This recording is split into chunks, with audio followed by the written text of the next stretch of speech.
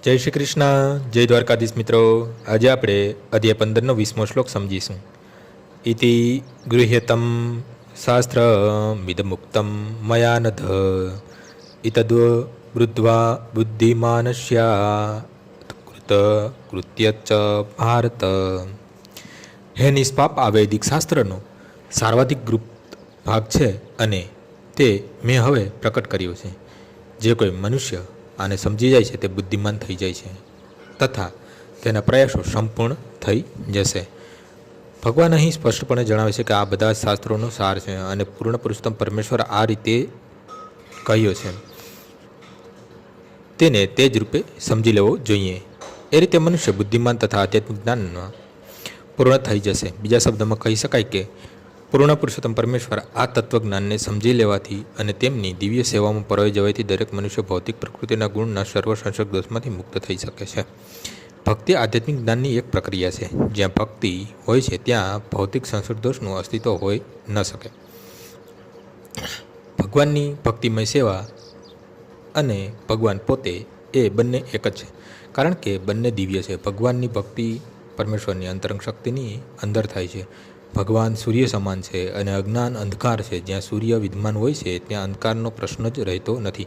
તેથી જ્યારે સદગુરુના માર્ગદર્શન હેઠળ ભક્તિસભર સેવા કરવામાં આવે છે ત્યારે અજ્ઞાનનો પ્રશ્ન જ રહેતો નથી. દરેક મનુષ્ય આ કૃષ્ણ ભાવનામૃત ગ્રહણ કરવું જોઈએ તથા બુદ્ધિમાન અને શુદ્ધ થવા માટે ભક્તિમાં સંલગ્ન થવું જોઈએ. જ્યાં સુધી મનુષ્ય કૃષ્ણને સમજવાની આ સ્થિતિ પામતો નથી અને ભક્તિમાં સંલગ્ન થતો નથી ત્યાં સુધી સામાન્ય લોકોની દ્રષ્ટિમાં તે ગમે તેવો બુદ્ધિમાન હોય તોય તે પૂર્ણપણે બુદ્ધિમાન હોતો નથી.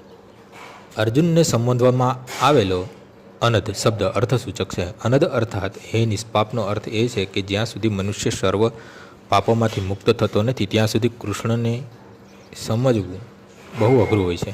મનુષ્ય સર્વ સંસર્ગદોષ તથા પાપમાંથી મુક્ત થવું પડે છે તો જ તે સમજી શકે કે પરંતુ ભક્તિ એવી તો શુદ્ધ તથા શક્તિયુક્ત હોય છે કે એકવાર ભક્તિમાં પરોવાઈ ગયેલો મનુષ્ય આપમેળે જ શુદ્ધ થઈ જાય છે. મનુષ્ય જ્યારે શુદ્ધ ભક્તોના સંગમાં સંપૂર્ણપણે કૃષ્ણ ભાવનાયુક્ત થઈને ભક્તિ કરતો હોય છે ત્યારે કેટલીક બાબતો એવી હોય છે જેને સર્વથા દૂર કરવી જરૂરી હોય છે. સૌથી મહત્ત્વપૂર્ણ બાબત તેની ઉપર વિજય મેળવવાનો છે તે છે હૃદયની દૃઢતા. પહેલું પતન ભૌતિક પ્રકૃતિ પર પ્રભુત્વ કરવાની ઈચ્છાના કારણે થાય છે. એ રીતે મનુષ્ય ભગવાનની દિવ્ય પ્રેમા ભક્તિને ત્યજી દે છે.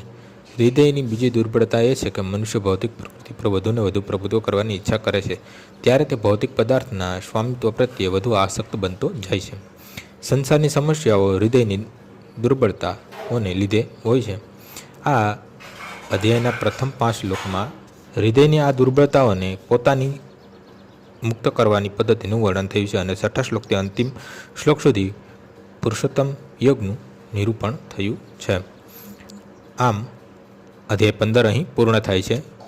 આવતીકાલે ફરીથી સવારે 6 વાગ્યે મળીશું. જય શ્રી કૃષ્ણ.